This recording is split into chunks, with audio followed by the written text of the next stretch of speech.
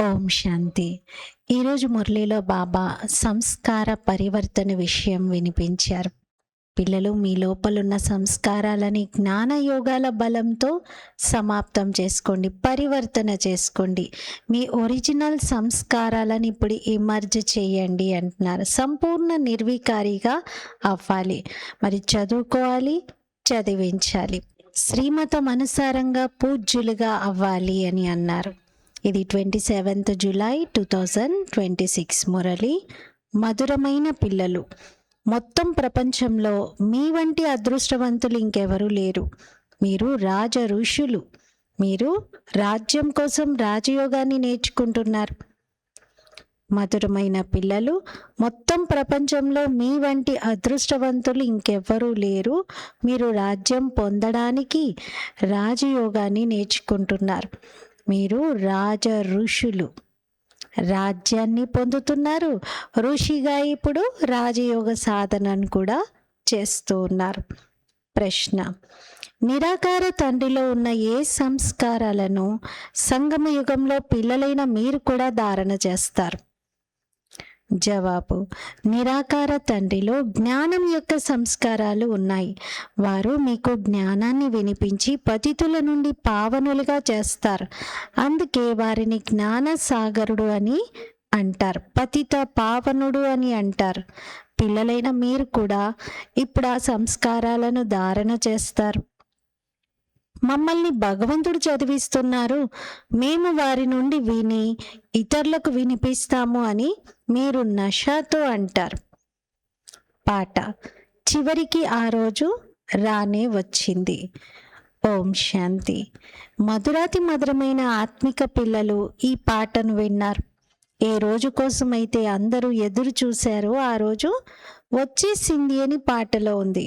మరి మహిమ ఎవరిది? ఒక్క తండ్రిది. శివాయ నమః. ఉన్నతోన్నతమైన వారు భగవంతుడు కదా. వారు మా తండ్రి అని పిల్లలకు తెలుసు. మనమంతా తండ్రులము అని కాదు.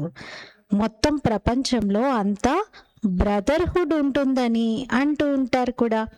సన్యాసులు లేక విద్వాంసులు చెప్పిన దాని అనుసారంగా అయితే ఈశ్వరుని సర్వవ్యాపి అని అంటే మొత్తం ప్రపంచమంతా ఫాదర్హుడ్, పితృభావమే అయిపోతుంది.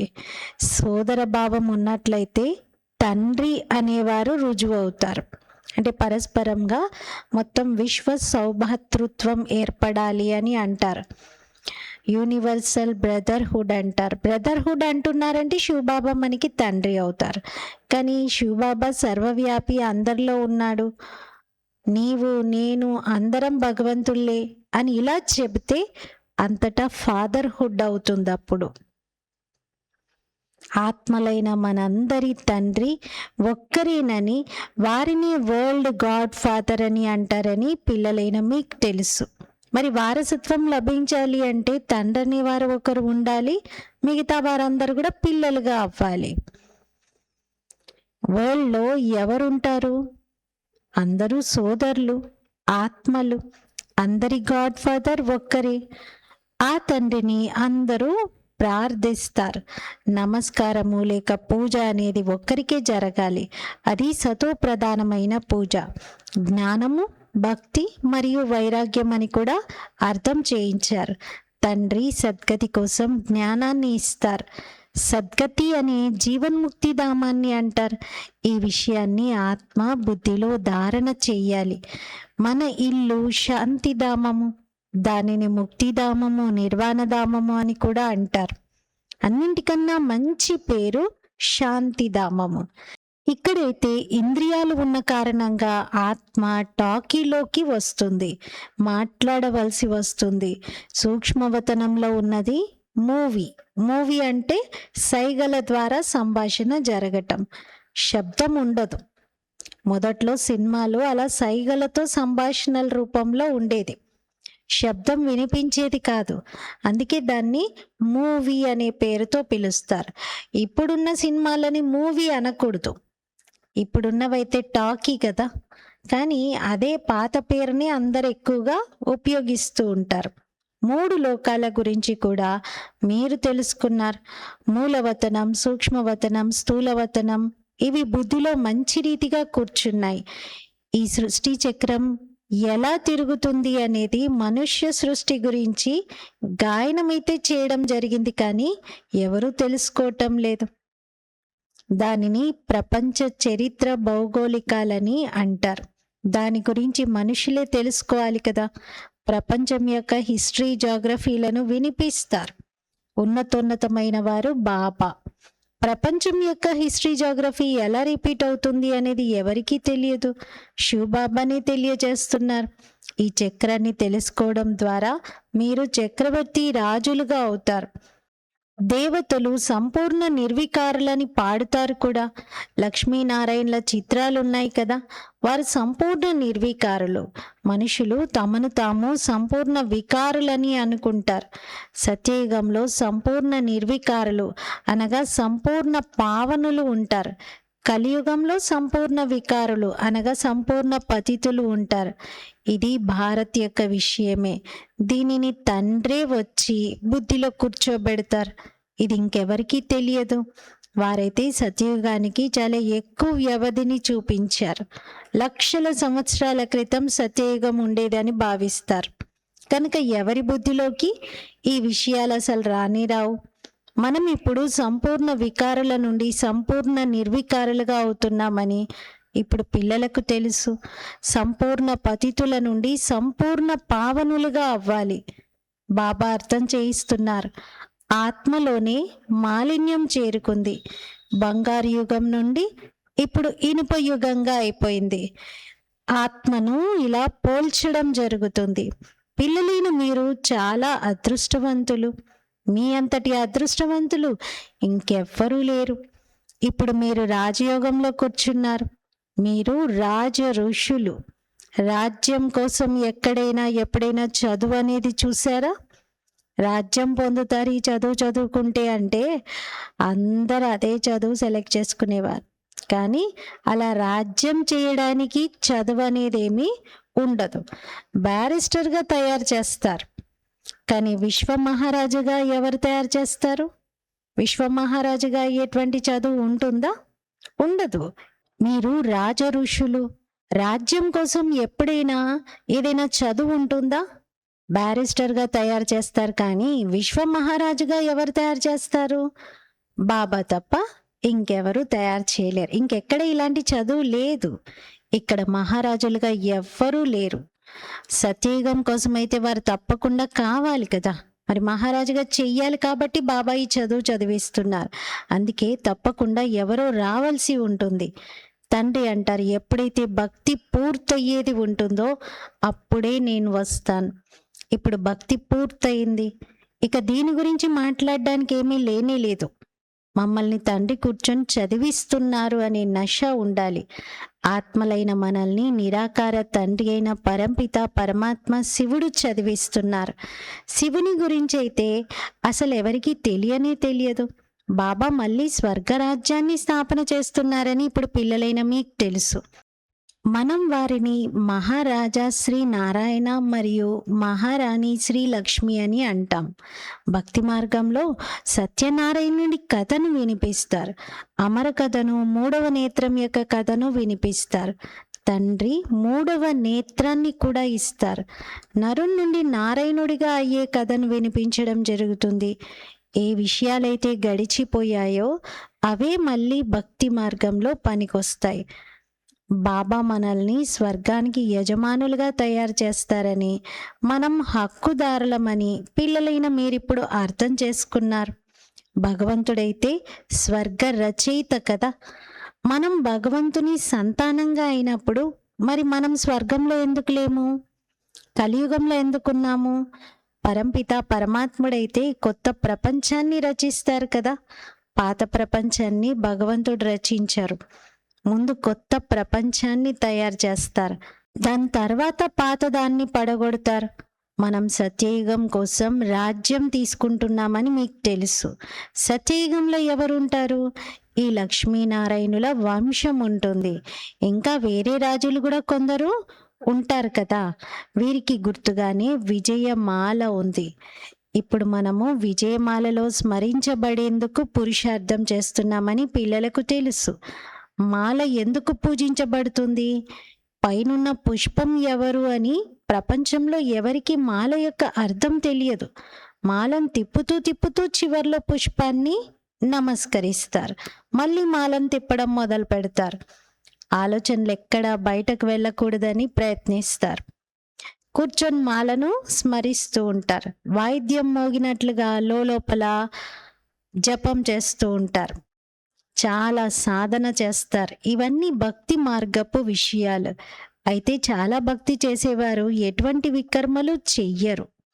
చాలా భక్తి చేసేవారి గురించి వీరు సత్యవాదులై ఉంటారని భావిస్తారు. మందిరంలో మాల పెట్టి ఉంటుంది. మాలను తిప్పుతూ నోటితో రామ రామ రామ అని జపిస్తూ ఉంటారు. భక్తిలో పాపం జరగదని చాలామంది మనుష్యులు భావిస్తారు. నవవిధ భక్తితో మనుషులు ముక్తిని పొందుతారని కూడా అంటారు. కానీ అలా ఏమీ జరగదు. ఇది ఒక నాటకము. ఇందులో సతో ప్రధానము, సతో రజో తమోలలోకి అందరూ రావాల్సిందే. ఒక్కరు కూడా తిరిగి వెళ్ళరు. పైన ఎలాగైతే స్థలం ఖాళీ అయిపోతుందో అలాగే ఇక్కడ కూడా చాలా స్థలం ఖాళీ అయిపోతుంది. ఢిల్లీ చుట్టుపక్కల మధురమైన నదీ తీరాలలో రాజధాని ఉంటుంది. సముద్రం వైపు ఉండదు, నదుల వైపే ఉంటాయి. ఈ బొంబాయి మొదలైనవేవి ఉండవు. అది పూర్వము చేపలు పట్టే స్థలంగా ఉండేది. సముద్ర తీరాలు, చేపలు పట్టేవారు అక్కడ ఉండేవారు. ఇప్పుడు సముద్రాన్ని ఎంత ఎండబెట్టారు, అయినప్పటికీ చేపలు పట్టేవారు ఉంటారు. సత్యయుగంలోనైతే బొంబాయి ఉండదు. అక్కడ పర్వతాలు మొదలైనవి ఏవి కూడా ఉండవు. ఎక్కడికి వెళ్ళాల్సినటువంటి అవసరం ఉండదు. ఇక్కడ మనుషులు అలసిపోయినప్పుడు విశ్రాంతి తీసుకోవడానికి వెళ్తారు. సత్యయుగంలో అలసిపోయేటటువంటి కష్టం ఏమీ ఉండదు. మీరు స్వర్గవాసులుగా అవుతారు. అక్కడ అంశం మాత్రం కూడా కష్టం ఉండదు. కనుక ఇప్పుడు పిల్లలు తండ్రి శ్రీమతాన్ని అనుసరించాలి. బాబా అంటారు, మధురమైన ప్రియమైన పిల్లలు శరీర నిర్వహణార్థము వ్యాపారాలు మొదలైనవైతే చేయాలి. విద్యార్థులు స్కూల్లో చదువుకొని మళ్ళీ ఇంటికి వెళ్ళి చదువుకుంటారు. ఇంటి పనులను కూడా చేస్తారు. ఇక్కడ కూడా అలాగే ఉంటుంది. ఈ చదువులోనైతే మీకు ఎటువంటి కష్టము లేదు. ఆ చదువులో ఎన్ని సబ్జెక్టులు ఉంటాయి. ఇక్కడైతే ఒకే చదువు మరియు ఒకే పాయింట్, మన్మనాభవ. దీనితో మీ పాపాలు నాశనం అవుతాయి. భగవాను వాచ కదా. గీతను భగవంతుడు ద్వాపర యుగంలో వినిపించారని వారు భావిస్తారు. కానీ ద్వాపర యుగంలో వినిపించి ఏం చేస్తారు? శ్రీకృష్ణుని చిత్రంలో రాయబడినటువంటి వాక్యాలు చాలా బాగున్నాయి. ఈ యుద్ధం కేవలం నిమిత్త మాత్రంగా జరుగుతుంది. అందరూ మరణించినప్పుడే కదా తిరిగి ముక్తి జీవన్ముక్తిలోకి వెళ్తారు. అది కూడా కేవలం యుద్ధంలోనే మరణించరు. అనేక రకాల వైపరీత్యాలు సంభవిస్తాయి. పిల్లలకు ఎటువంటి దుఃఖము కలగకూడదు. మనుషులు హార్ట్ ఫెయిల్ అయినప్పుడు వారికి ఎటువంటి దుఃఖము కలగదు. తెలియదు, ఒక సెకండ్లో ఆత్మ వెళ్ళిపోతుంది. మృత్యు అంటే అలా ఉండాలి. కూర్చొని శరీరాన్ని విడిచిపెడతారు. ఆత్మ వెంటనే వెళ్ళిపోతుంది. తెలియదు, అసలు చనిపోతున్నాను అనేటువంటి సంకల్పం కూడా రాకముందే ఆత్మ వెళ్ళిపోతుంది. వైద్యుడు వచ్చేసరికి ఆత్మ వెళ్ళిపోతుంది. ఇప్పుడైతే అందరి మృత్యు జరగనున్నది. చివరిలో హాస్పిటల్ కానీ డాక్టర్ కానీ ఉండరు. అలానే అంత్యక్రియలు చేసేవారు కూడా ఉండరు. ఏమీ ఉండదు. అందరి ప్రాణాలు తను నుండి వెళ్ళిపోతాయి. కుండపోత వర్షాలు కురుస్తాయి. మృత్యు వచ్చేందుకు సమయమేమీ పట్టదు. మనుషులు వెంటనే మరణించే విధమైనటువంటి బాంబులను తయారు చేయాలని ప్రయత్నిస్తున్నారు. ఇటువంటి బాంబులను తయారు చేస్తూ ఉంటారు. బాంబులను అభివృద్ధి చేస్తూ ఉంటారు. ఇది డ్రామాలో నిశ్చితమై ఉంది. ఇది డ్రామాలో తయారు చేయబడిన ఆట. కల్పము వినాశనం జరుగుతుంది. సత్యయుగంలో మీకు ఈ జ్ఞానం ఉండదు. తండ్రే వచ్చి జ్ఞానాన్ని ఇవ్వాలి. స్థాపన పూర్తయిందంటే ఇక తర్వాత జ్ఞానం యొక్క విషయమే ఉండదు. మళ్ళీ రావణ రాజ్యం ప్రారంభమైనప్పుడు భక్తి ప్రారంభమవుతుంది. ఇప్పుడు భక్తి పూర్తవుతుంది. ఇప్పుడు మీరు యోగ బలంతో పావనంగా అవ్వాలి. పావనంగా అయినప్పుడే సుఖధామానికి శాంతిధామానికి వెళ్ళగలుగుతారు. చార్ట్ పెట్టాల్సి ఉంటుంది. మేము తండ్రిని స్మృతి చేసి తమో ప్రధానం నుండి సతో ప్రధానంగా ఇక్కడే అవ్వాలని మీరు అర్థం చేసుకున్నారు. ఇలా ఏ శాస్త్రాలు మొదలైన వాటిలోనూ రాసి లేదు. చివరికి ఆ రోజు రానే వచ్చింది అనే పాటను పిల్లలు విన్నారు. భారతవాసులు మళ్ళీ రాజులకే రాజులుగా అవుతారు. రాజులకే రాజులుగా అనగా మహారాజులుగా అవుతారు. తర్వాత త్రేతాలో రాజులు రాణులు ఉంటారు. ఎవరైతే పూజ్య మహారాజు మహారాణిగా ఉండేవారో వారు ద్వాపరంలో వామ మార్గంలోకి వచ్చి పూజారులుగా అవుతారు. తామే పూజ్యులుగా తామే పూజారులుగా అవుతారు. బాబా అంటారు, నేను పూజారిగా అవ్వను. దేవతలు పూజ్యులుగా ఉంటారు, నేను పూజ్యునిగాను అవ్వను, పూజారిగాను అవ్వను. భారతవాసులు దేవీ దేవతలకే మందిరాలను నిర్మించి వారిని పూజిస్తారు. మొదట్లో పూజ్యులుగా ఉన్న లక్ష్మీనారాయణలే మళ్ళీ భక్తి మార్గంలో శివబాబాకు పూజారులుగా అవుతారు. ఏ శివబాబా అయితే మహారాజా మహారాణులుగా తయారు చేశారో వారికి మందిరాలను నిర్మించి పూజిస్తారు. ఎవరూ కూడా ఒక్కసారిగా వికారులుగా అవ్వరు, నెమ్మది నెమ్మదిగా అవుతారు. వామ మార్గంలో దేవతలకు సంబంధించిన గుర్తులను కూడా చూపిస్తారు. ఎవరైతే పూజ్య లక్ష్మీనారాయణులుగా ఉండేవారో వారే మళ్ళీ పూజారులుగా అవుతారు. మొట్టమొదట శివుని మందిరాన్ని నిర్మిస్తారు. ఆ సమయంలోనైతే పూజ కోసమని వజ్రాలను కట్ చేయించి లింగాన్ని తయారు చేస్తారు.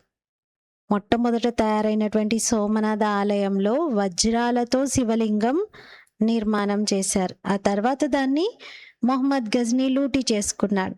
పరమాత్ముడు అతి చిన్న బిందువని ఎవరికీ తెలియదు. వారు పెద్ద లింగం కాదని ఇప్పుడు మీరు అర్థం చేసుకున్నారు. మందిరాలనైతే చాలా నిర్మిస్తారు. రాజులను చూసి ప్రజలు కూడా అలాగే చేస్తారు. మొట్టమొదట శివబాబా పూజ జరుగుతుంది. దానిని అవ్యభిచారి సతో ప్రధాన పూజ అని అంటారు. తర్వాత సతో రజో తమోలలోకి వస్తారు. మీరు రజో తమోలలోకి వచ్చారు కావున హిందువులని పేరు పెట్టుకున్నారు. వాస్తవానికి దేవీ దేవతలుగా ఉండేవారు. బాబా అంటారు, వాస్తవానికి మీరు దేవీ దేవత ధర్మానికి చెందినవారు, కానీ మీరు చాలా పతితంగా అయిపోయారు. అందుకే మిమ్మల్ని మీరు దేవతలని చెప్పుకోలేరు, ఎందుకంటే అపవిత్రంగా ఉన్నారు.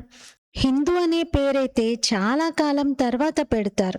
మనమే పూజ్యులుగా ఉండేవారమని ఇప్పుడు మీరు అర్థం చేసుకున్నారు. ఇప్పుడు సంగమ యుగంలో పూజ్యులుగాను లేరు, పూజారులుగాను లేరు. మీరేం చేస్తున్నారు?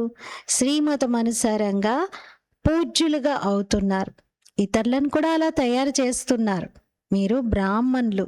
మీ ఆత్మ పవిత్రంగా అయినప్పుడు ఈ పాత శరీరాన్ని వదిలిపెట్టవలసి ఉంటుంది. బాబా అంటారు, ఇది చాలా సహజం. వృద్ధ మాతలకు ధారణ జరగదు. అందుకే తండ్రి అడుగుతారు, నేను ఒక ఆత్మనని అయితే భావిస్తూ ఉన్నారా? ఆత్మలోనే మంచి చెడు సంస్కారాలు ఉంటాయి. ఆత్మ ఏ కర్మలనైతే చేస్తుందో వాటి ఫలాన్ని మరుసటి జన్మలో అనుభవించవలసి ఉంటుంది. బాబా కూడా ఆత్మలతోనే మాట్లాడతారు. బాబా అంటారు, ఓ పిల్లలు, ఆత్మాభిమానులుగా అవ్వండి. నిరాకార శివబాబా నిరాకారి ఆత్మలను చదివిస్తారు. నిరాకార బాబాలో జ్ఞానం యొక్క సంస్కారాలు ఉన్నాయి. వారికి శరీరం అయితే లేదు కనుక వారు జ్ఞాన సాగరుడు, పతిత పావనుడు. వారిలో అన్ని గుణాలు ఉన్నాయి. బాబా అంటారు, నేను వచ్చి పిల్లలైన మిమ్మల్ని పావనంగా తయారు చేస్తాను. ఈ యుక్తి ఎంత సహజమైనది. పదం కూడా ఒకటే, మన్మనాభవ. నన్నొక్కరినే స్మృతి చేయండి. స్మృతితోనే మీ వికర్మలు వినాశనం అవుతాయి. ఇప్పుడు మనం బ్రాహ్మణులమని కూడా మీకు తెలుసు. తర్వాత సూర్యవంశీయులుగా, చంద్రవంశీయులుగా, వైశ్య శూద్రవంశీయులుగా అవుతాం. మనమే ఈ 84 జన్మల చక్రంలోకి వస్తాము. పైనుండి క్రిందకు దిగుతాము. తర్వాత బాబా వస్తారు. తప్పకుండా ఈ సృష్టి చక్రము తిరుగుతూ ఉంటుంది. ఈ సృష్టి పాతదిగా అవుతుంది. దీనిని కొత్తదిగా తయారు చేయడానికి మళ్ళీ బాబా వస్తారు.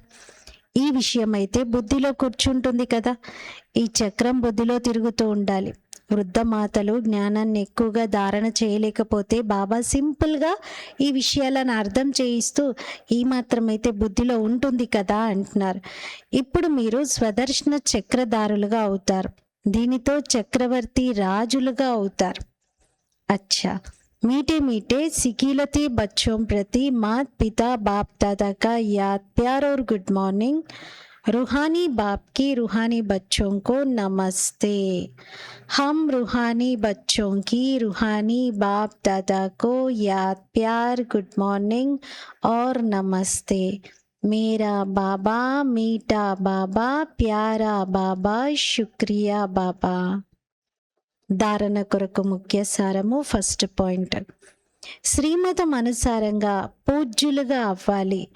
ఆత్మలో ఏవైతే చెడు సంస్కారాలు ఏర్పడ్డాయో వాటిని జ్ఞాన యోగాలతో సమాప్తం చేయాలి. సంపూర్ణ నిర్వికారులుగా అవ్వాలి. సెకండ్ పాయింట్, శరీర నిర్వహణార్థం కర్మలు చేస్తూ కూడా చదువును చదువుకోవాలి మరియు చదివించాలి. యోగ బలంతో పావనంగా ఈ రాజ్య పదవిని తీసుకోవాలి. ఫస్ట్ పాయింట్లో బాబా శ్రీమతం అనుసారంగా పూజ్యులుగా అవ్వండి, చెడు సంస్కారాలను జ్ఞానయోగాలతో సమాప్తం చేసుకోండి, సంపూర్ణ నిర్వికారిగా కండి అంటున్నారు. సెకండ్ పాయింట్లో చదువుకోవాలి, చదివించాలి, పావనంగా ఈ రాజ్య పదవిని తీసుకోవాలి అంటున్నారు. వరదానం, తమ శ్రేష్ఠ స్థితి ద్వారా మాయను స్వయం ముందు వంగేలా చేసే హయ్యెస్ట్ పదవికి అధికారి భవ. తమ శ్రేష్ఠ స్థితి ద్వారా మాయను స్వయం ఎదుట వంగేలా చేసే ఉన్నతోన్నతమైన పదవి యొక్క అధికారి భవ. ఏ విధంగా మహానాత్మలు ఎప్పుడు ఎవరి ముందు వంగరో వారి ముందు అందరూ వంగుతారో, అదే విధంగా తండ్రి ద్వారా ఎన్నుకోబడిన సర్వశ్రేష్ఠ ఆత్మలైన మీరు ఎప్పుడు ఎటువంటి పరిస్థితిలోనూ మా యొక్క భిన్న భిన్న ఆకర్షించే రూపాలలో స్వయాన్ని వంగేలా చేసుకోరు. ఎప్పుడైతే ఇప్పటి నుండి సదా వంగేలా చేసేటటువంటి స్థితులవుతారో అప్పుడే హయ్యెస్ట్ పదవి యొక్క అధికారం ప్రాప్తిస్తుంది. ఇటువంటి ఆత్మల ముందు సంగమయుగంలోని ప్రజలు స్వమానంతో వంగుతారు మరియు ద్వాపరయుగంలో మీ స్మృతి చిహ్నాల ముందు భక్తులందరూ వంగుతూ ఉంటారు. స్లోగన్, కర్మలు చేసే సమయంలో యోగం యొక్క బ్యాలెన్స్ సరిగ్గా ఉన్నట్లయితే కర్మ యోగులు అని అంటారు. అవ్యక్త ప్రేరణలు, జ్వాలా స్వరూప స్థితిలో ఉంటూ శక్తిశాలి స్మృతిని అనుభవం చేయండి. యోగంలో కూర్చున్నప్పుడు ఆత్మాభిమానిగా అయ్యేందుకు బదులుగా సేవ గుర్తొస్తుంది అని కొంతమంది పిల్లలు అంటూ ఉంటారు. కానీ అలా ఉండకూడదు. ఎందుకంటే చివరి సమయంలో ఒకవేళ అశరీరిగా అయ్యేందుకు బదులుగా సేవా సంకల్పాలు నడిచినా కానీ ఒక్క సెకండ్ యొక్క పరీక్షలో ఫెయిల్ అయిపోతారు. ఇది చాలా చాలా ఇంపార్టెంట్. కొన్ని సందర్భాల్లో అది మంచిదే కదా, సేవకు సంబంధించిందే కదా అనుకుంటాం, కానీ అది ఫెయిల్ చేస్తుంది అంటున్నారు. ఆ సమయంలో బాబా తప్ప నిరాకారి, నిర్వికారి, నిరహంకారి ఇవి తప్ప ఇంకేమీ గుర్తు రాకూడదు. సేవలో ఉన్నప్పుడు ఎంతైనా సాకారంలోకి వస్తారు. అందుకే ఏ సమయంలో ఏ స్థితి ఉండాలో ఆ స్థితి లేకపోతే మోసపోతారు. ఒక్క సెకండ్లో శరీరం నుండి అతీతంగా అయ్యే ప్రాక్టీస్ బాగా చేయాలి. లేకపోతే ఏ సంకల్పాలు నడిచినా ఫెయిల్ అయిపోతాం. ఒక్క బాబా నిరాకారి, నిర్వికారి, నిరహంకారి ఇదే గుర్తు రావాలి అంటున్నారు. ఈరోజు స్వమానం, నేను హయ్యెస్ట్ పదవికి అధికారి ఆత్మను. ఎట్టి పరిస్థితిలోనూ మాయకు లోబడకుండా, మాయ ప్రభావంలో రాకుండా సదా హయ్యెస్ట్ పదవి యొక్క అధికారి స్థితిలో ఉందాము. మాయ మన ఎదుట తల వంచేలాగా చేద్దాము. ఓం శాంతి.